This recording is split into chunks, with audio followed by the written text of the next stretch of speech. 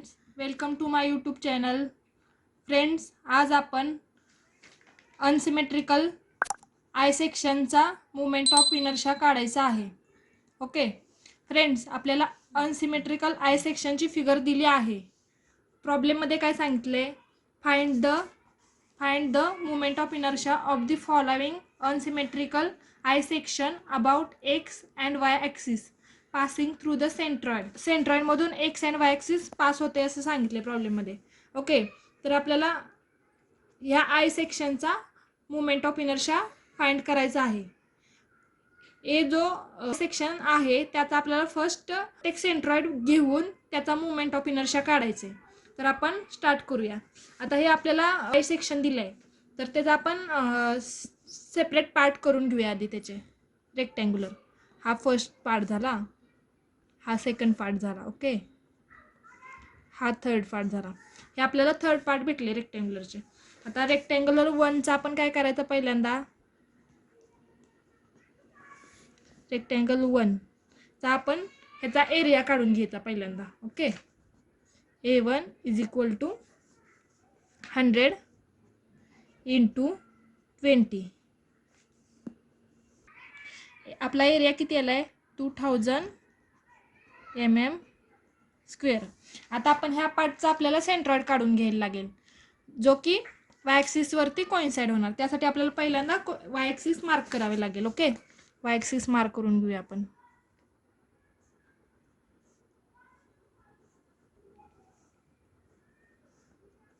ही Y axis okay आपली. आता आपल्याला फर्स्ट पार्टचा सेंट्रॉइड घ्यायला लागेल, जो की वाय ॲक्सिसवरती कोइन्साइड होईल. ओके, ही आला आपला, याला आपण x1 नाव देऊयात. याला आपण x1 नाव देऊयात. आता आपल्याला y1 काढायला लागेल. वाय बारचा फॉर्म्युल्यामध्ये y1 लागतं, तर आपल्याला y1 काढायला लागेल. जे हे फर्स्ट पार्टचा जो आपण सेंट्रॉइड घेतला तिथून जे बॉटम ॲक्सिसपर्यंतचं जे डिस्टन्स असतं ते y1 असतं. हे जे डिस्टन्स झालं ते y1. ओके, मग y1 किती येईल, y1 इज इक्वल टू हे 20 आहे ना टोटल, मग त्याच्या हाफ येणार, 20 डिवाइड बाय 10. y1 10 मिळाला. आता आपल्याला असं सेम सेकंड रेक्टँग्युलरसाठी काढायला लागेल. Rectangle second. ओके, तर ह्याचा पहिल्यांदा आपण एरिया काढायला लागेल. A1 is equal to A2 20 multiply 100 किती येईल, तोच येणार ना, 20 इंटू 100, 2000 mm स्क्वेअर. आता ह्याचा आपण y2 काढून घेऊया. आता ह्या पार्टचा आपल्याला सेंट्रॉइड घ्यायला लागेल पहिल्यांदा. तो इथे येईल ना हाफ म्हणल्यानंतर मिडलला. मग आपण इथे ह्याला आपण काय नाव देऊया, x2 नाव देऊयात. आता आपण ह्या सेंट्रॉइड पासून आणि ह्या आय सेक्शनच्या बॉटम पर्यंतचं जे डिस्टन्स येईल ना ते y2 असतं. हे जे डिस्टन्स येईल ते y2. हिथून सेंट्रॉइडच्या पासून ते बॉटम ॲक्सिस पर्यंतचं जे डिस्टन्स असतं ते y2. आता किती येणार, हा टोटल 100 आहे, 100चा हाफ येणार, 100 डिवाइड बाय 2 प्लस हे किती 20, किती येईल 50 प्लस 70, y2 आला आपला 70. आता असं सेम रेक्टँगल 3 साठी काढायला लागेल. 3 A3 काढून घेऊया आधी. एरिया आपला ह्या पार्टचा एरिया काढूया आपण. A3 काय येणार, 80 मल्टिप्लाय 20 किती येते बघूयात, 1600 mm स्क्वेअर. आता ह्याचा आपल्याला पार्ट 3चा y3 काढूयात. y3 इज इक्वल टू, आता ह्याचा सेंट्रॉइड कुठे येणार, वाय ॲक्सिसवरती कोइन्साइड होणार, इथे येणार ह्याचा सेंट्रॉइड. ओके, मग आपण हे काढून घेऊया. आपण ह्याला x3 नाव देऊया.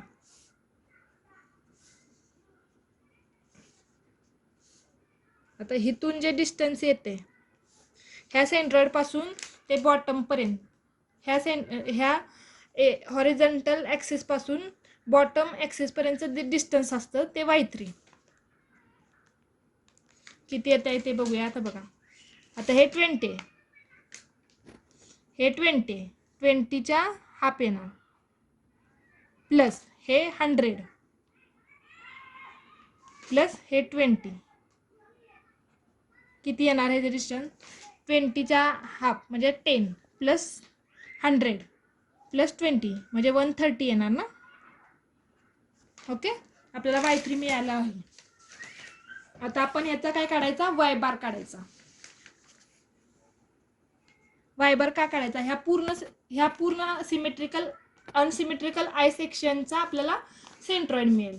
यासाठी y बारचा फॉर्म्युला काय आहे, a1 y1 plus a2 y2 plus a3 y3 divide by a1 plus a2 plus a3 y bar is equal to a1 किती आला आपला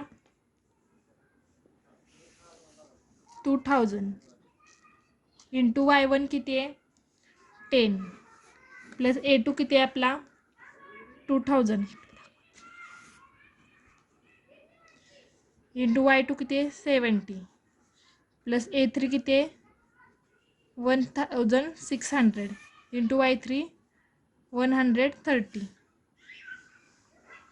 divide by a1 2000 plus a2 2000 plus a3 1600. आता हे आपण कॅल्क्युलेशन करूयात ह्याचं. तर ह्याचा आन्सर येत आहे 0.70. ओके, आपल्याला हा y बार मिळाला. ओके, आता हा y बार आय सेक्शनचा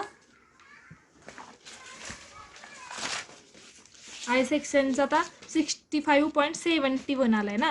मग आता हा आपला किती आहे y2 70 इथे, मग हा किती इथे कुठेतरी येणार ना 65.71. मग आपण हा इथे मार्क करून घेऊ.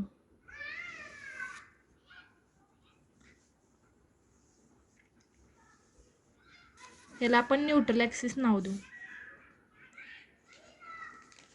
ओके, आपल्याला 65.71 y बार भेटला. ओके, आपण ह्याच्यामध्ये दाखवूयात. हे काय आपला मिळाला, आपल्याला y बार मिळाला, तो किती आहे 65.71. ओके, आता आपल्याला काय काढायला लागेल, moment of inertia I axis काढूयात.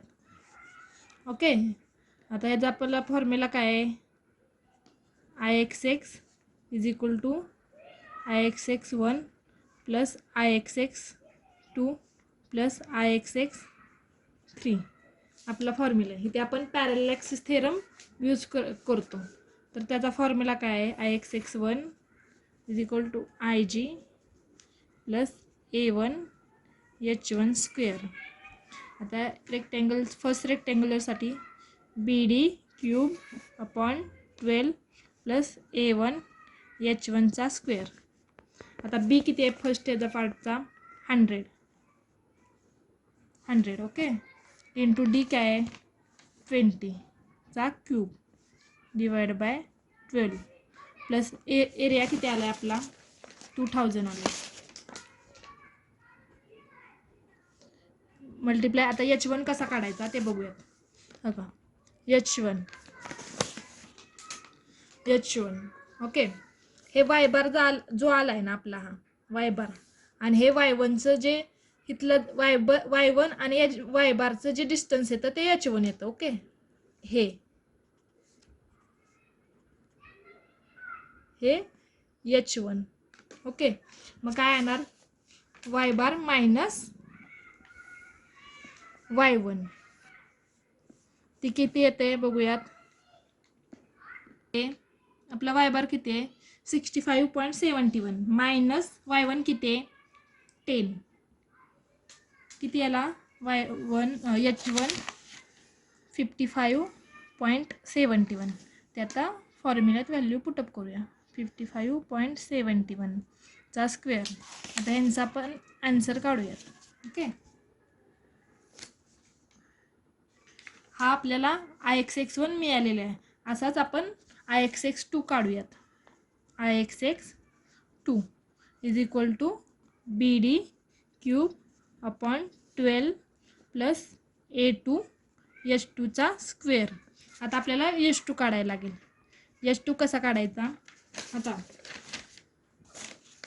हे जे आहे Y2 आपला Y2 आणि Y बारचं जे डिस्टन्स हे Y2चा सेंट्रॉइड आणि हे Y बारचं जे डिस्टन्स तो जो डिस्टन्स आहे ते H2 असतं. मग काय करायला लागेल आपल्याला? Y2 मायनस Y बार करायला लागेल. Y2 मायनस Y बार करायला लागेल. ओके, किती येते बघूयात. Y2 किती आहे आपला? Y2 किती आहे आपला? 70 मायनस Y बार किती आहे? 65.71 किती आला आपला? 4.29 आपल्याला H2 मिळाला आहे. तो आपण फॉर्म्युल्यामध्ये व्हॅल्यू पुटअप करूया. आता IXX2 ह्या पार्टचा आता आपण व्हॅल्यू पुटअप करूया. B काय आपला?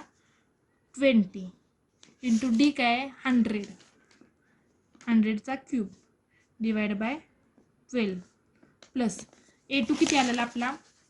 2000 इंटू H2 किती आलेला? 4.29 चा स्क्वेअर. आता हे आपण कॅल्क्युलेट करू. हा आपल्याला IXX2 मिळालेला आहे. आता असा सेम IXX3 काढूयात. BD cube divide by 12 plus A3 H3 चा स्क्वेअर. ओके, B काय आपला? B 80 इंटू D काय? 20 चा cube divide by 12 plus A3 काय आलेला आपला? 1600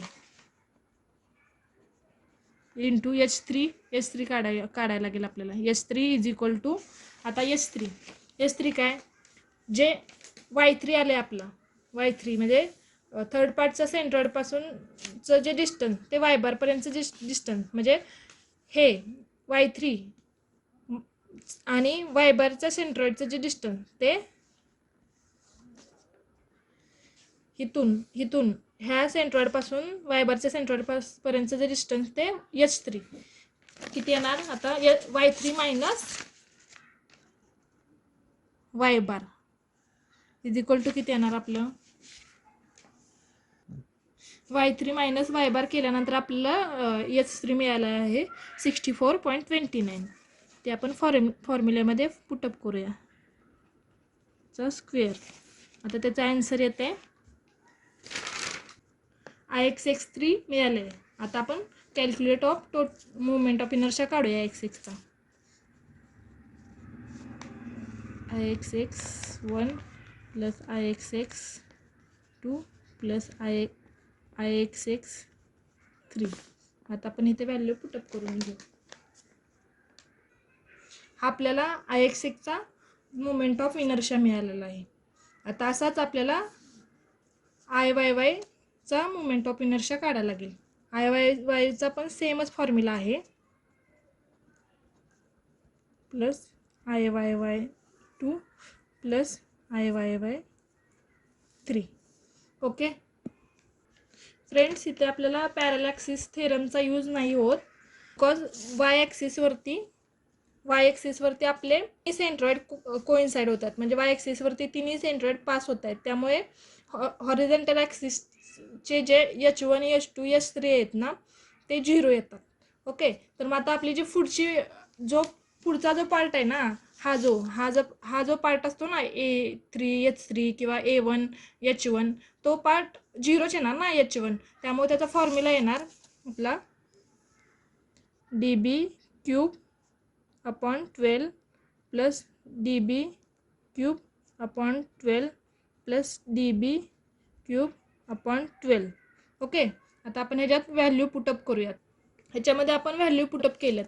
20 हा घेतला, 20 इथे 20 इंटू 100चा क्यूब, बीचा क्यूब सांगितलं इथे 12 प्लस 100 ह्या पार्टचा 100 बी डी इंटू बीचा क्यूब 20चा cube divide by 12 plus 20 D आणि बीचा 80चा क्यूब. ओके, आता हे आपण कॅल्क्युलेशन करूयात ह्याचं. वायचं मोमेंट ऑफ इनर्शिया काढून झालेलं आहे. आपल्या अशाच प्रकारे एक्स अँड वाय ॲक्सिसचा मोमेंट ऑफ इनर्शिया काढून झालेला आहे आय सेक्शनचा. Thank you friends. असेच नवीन नवीन व्हिडिओ पाहण्यासाठी चॅनलला सबस्क्राईब करा, बेल आयकॉनला क्लिक करा.